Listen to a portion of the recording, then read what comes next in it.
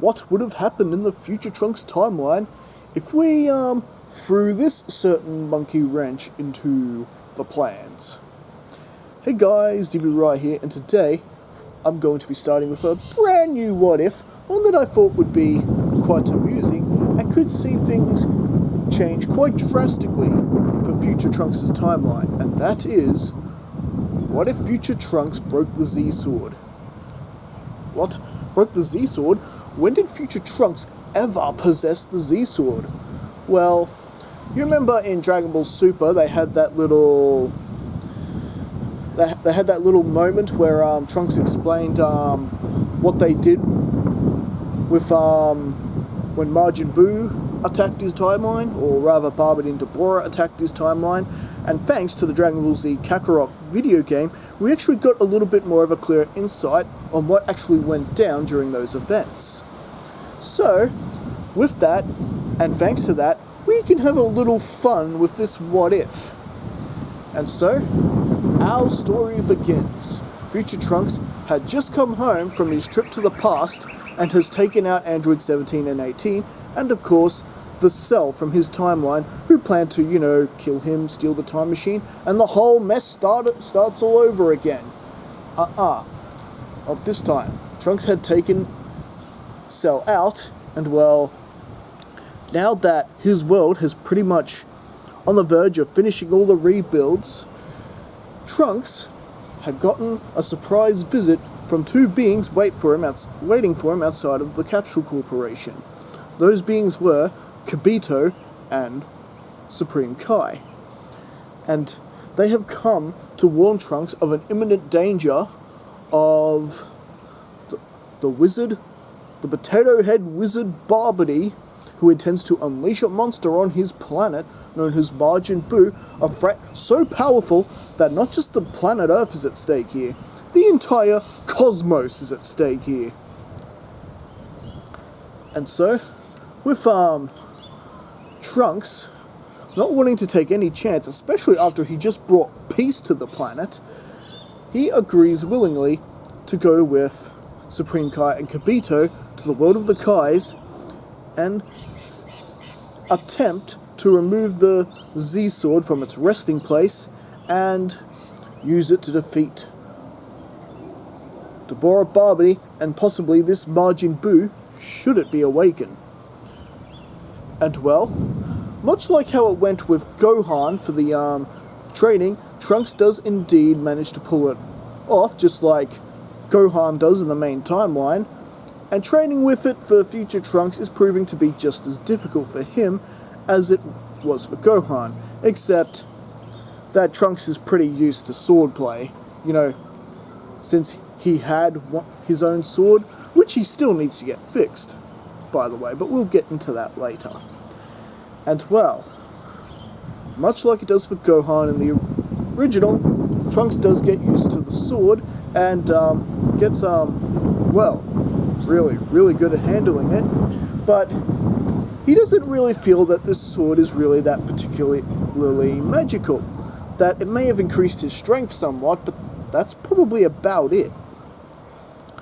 And well, to really put the sword to the test, Supreme Kai throws a boulder at it and they're able to cut through it, no problem. And then they get the idea of throwing the strongest substance known to man at it. However, this is where things differentiate with the events of what happened in Dragon Ball Z Kakarot game. In the video game version, before Supreme Kai could throw the element, Babidi made his move and set a trap for them on Earth that they couldn't really ignore. However, Babidi hasn't quite set his trap just yet. He's taken a little bit more time than usual, so there was enough time for Supreme Kai to throw the marble at the Z-Sword, and just like with Gohan, the Z-Sword broke. And Supreme Kai and Kibito, scared, shocked, surprised, that was our only hope! What are we gonna do now? Oh my god! But, has this been a blessing in disguise? Because suddenly, something begins happening to the pieces of the Z-Sword. Something comes out of it. And well, it is of course, Elder Kai. Elder Kai, who had been sealed in the Z-Sword ever since Beerus, sealed him away in it, for whatever reason. I guess Elder Kai annoyed him at some stage, and Beerus decided to seal him away in it. Anywho, the bottom line is, Elder Kai is now awakened. Now, this is when Babidi sets his trap, and everyone can sense what's going on, even from the Kais. Of course, this is a deliberate trap to lure Supreme Kai and Kibito and whoever that is with him into a trap where they'd win and Boo would be unleashed. Now, if we we're going to follow along with the main timeline and what happens in Dragon Ball Z Kakarot game, we would have them go there and meet Babidi and everything would work out like this in the video game. We're not having that. This is what if he broke the Z-Sword. Elder Kai is unlocked and he's advising him against this. Don't just go running blindly into some trap. Honestly, you call yourself a Kai. You really don't have the brains to think this one through? Honestly, you shouldn't be letting a mortal handle this. But if you're going to at least involve a mortal into these affairs, you can at least use your brains a little bit and have me unlock this mortal's latent potential. And, wait, you can do that? Of course I could do that. I've been around a lot longer than you have. I've probably got another millennium left in me. And well, if you're willing to let me and just wait a bit longer, I can unlock this boy's latent potential. You know what? That is a brilliant idea. I'm willing to go along with it if you are. Trunks, looking at Supreme Kai. Very well. In fact, I do want to kind of see this for myself. Go for it, Great Ancestor. You've made a wise decision. Now, boy, I need you to stand still. Not quite like that. Just move your legs in a bit. Stand straight out. Now, just stay there. And of course, this is when Elder Kai starts doing his ridiculous dance. Wake up, powers! Wake up, hidden powers! Do not sleep any longer. Wake up! And everyone, Trunks is just looking bewildered at this, along with Supreme Kai Kibito. Are we absolutely sure this is gonna work?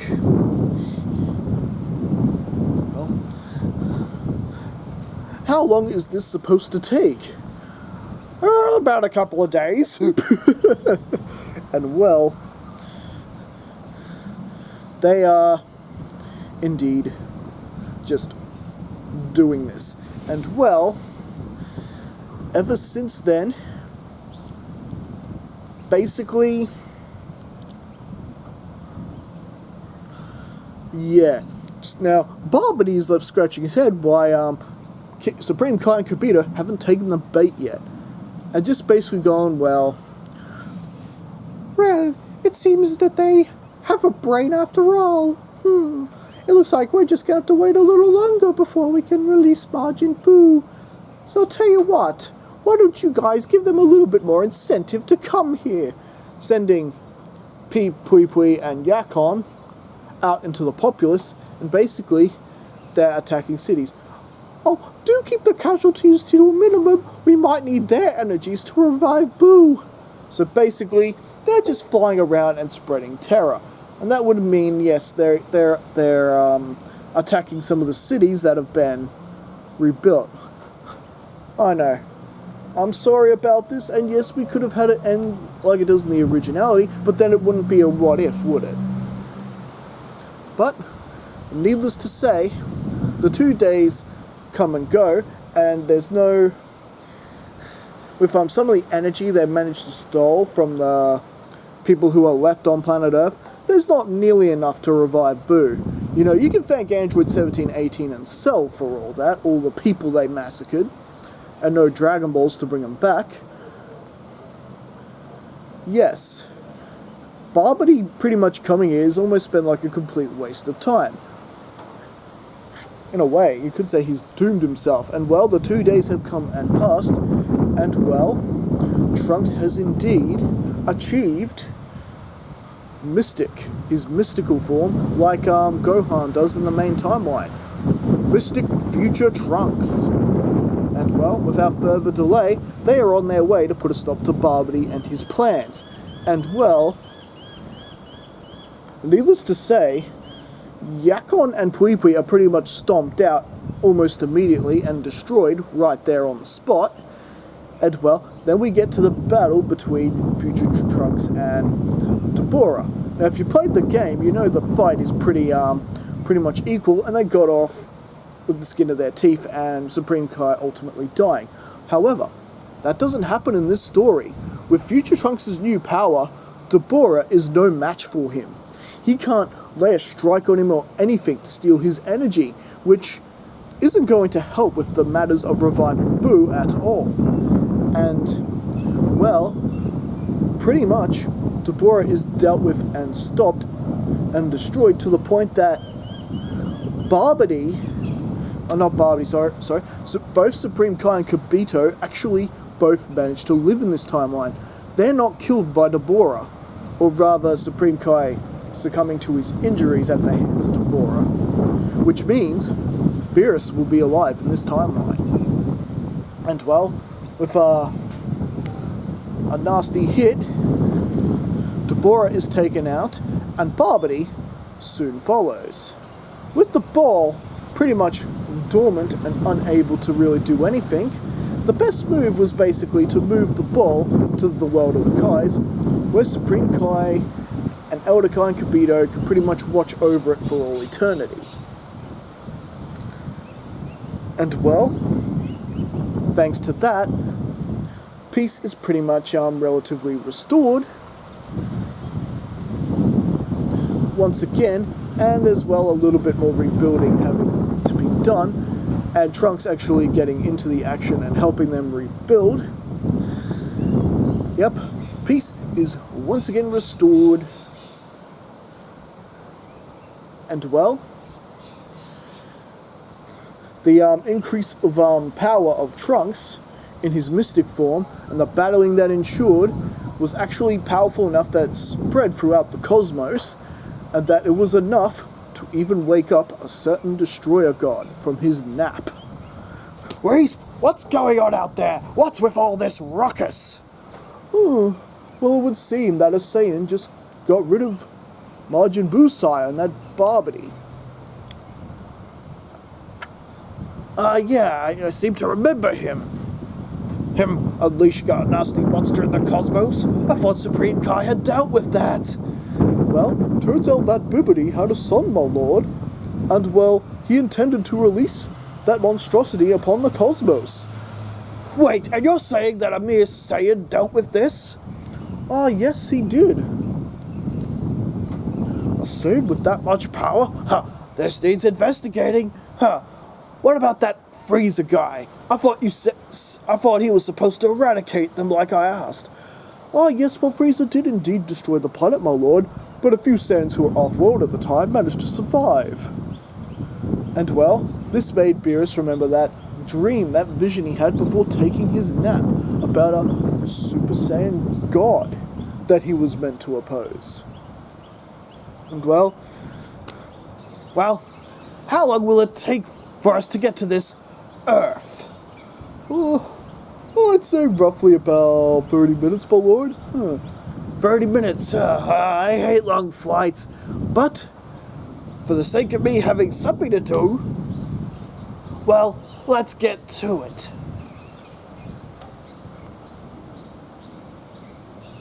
And well,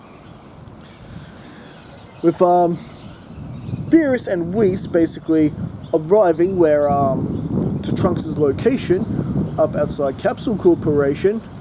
Hey, we're looking for a Saiyan! They just basically storm in, and Bulma not particularly amused by this. You know, this guy just shows up and just demands to see the Saiyan. Oh, don't worry, my son Trunks will happily show you the door.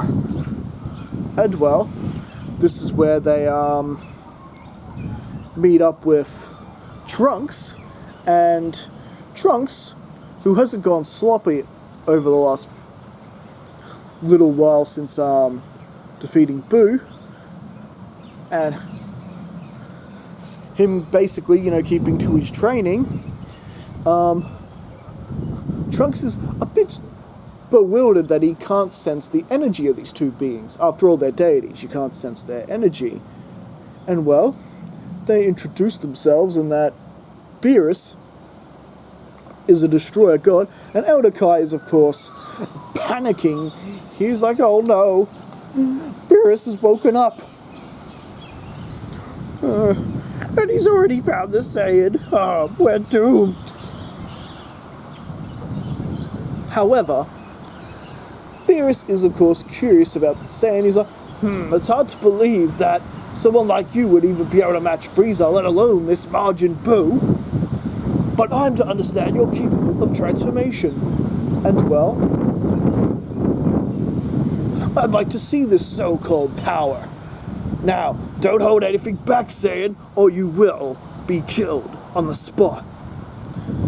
And well, Trunks deciding to take this fight seriously, Trunks isn't the type to hold back, especially with an enemy he knows nothing about. So he powers up all the way to Mystic Trunks, and even pushing the level further, him almost having like a Super Saiyan version of that. My. I guess you weren't kidding about this power. Then come at me. And this is basically as high as Trunks is going to be able to get without going through, the Super Saiyan God ritual. And that, basically, he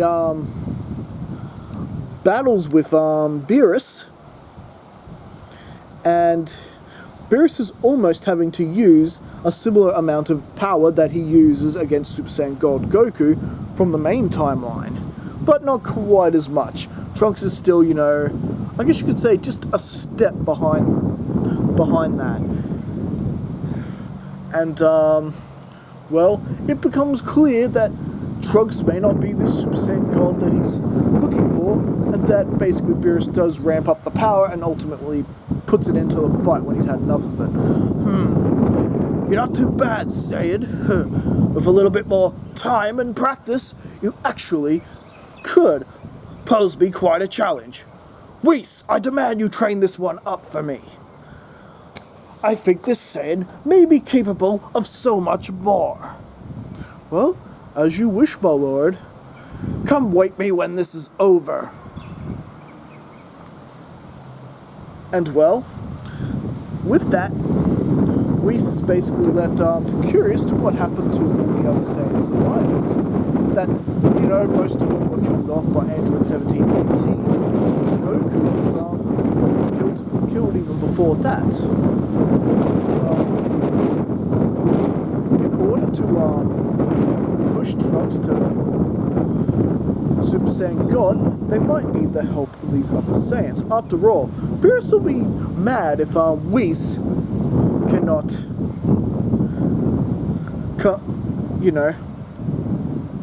if Whis comes back empty-handed, Beerus is certainly going to be in a foul mood. So he was like, tell me, the Earth had Dragon Balls, how come you don't use those to bring back anyone?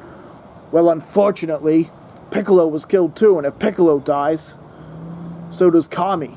Oh, I see, and the Dragon Balls are now useless here.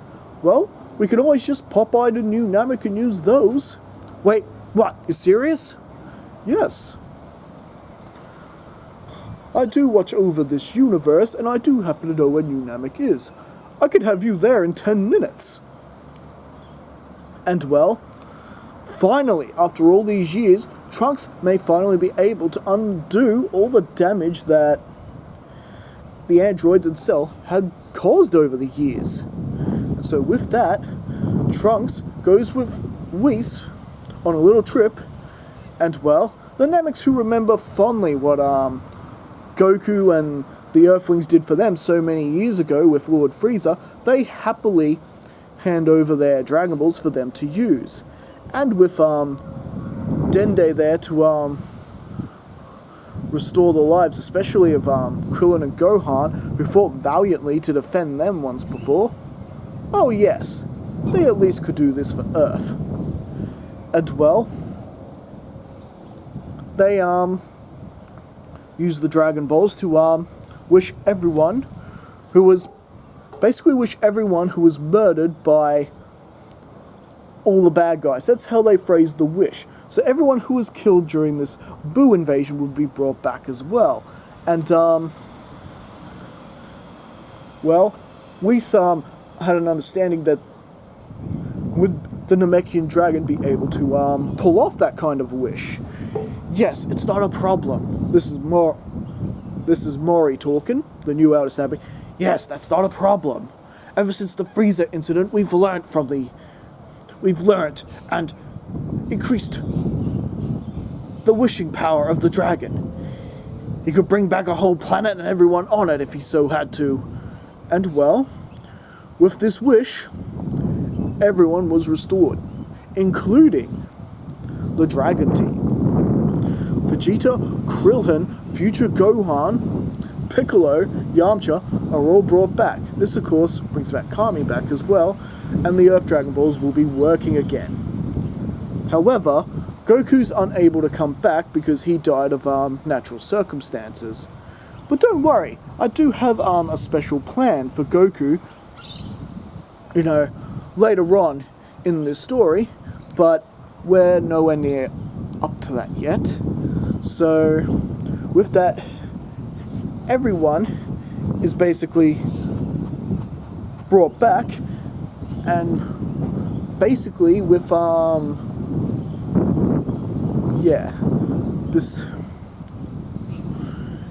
isn't really going to help bring a Saiyan God into the equation, because, well, no Goku. There's only Vegeta and Future Gohan there that have Saiyan DNA. However, Whis is quite confident that he could train, along with Trunks, these other Saiyans, and get them up to speed. After all, Vegeta didn't have to go through that ritual to attain Super Saiyan Blue in the main timeline, so there's no reason why this wouldn't work in this timeline. And well, for now at least, that is where we're going to be leaving things. So what do you guys think? Did you enjoy this story? How are things going to differ in the Future Trunks timeline now that we got everyone back from the dead? How are things going to go, with Goku Black yet to make his invasion yet? Will things go much smoother for this timeline now that the entire Dragon Team have been brought back? All this and more next time in the next part of What If Trunks Broke the Z-Sword.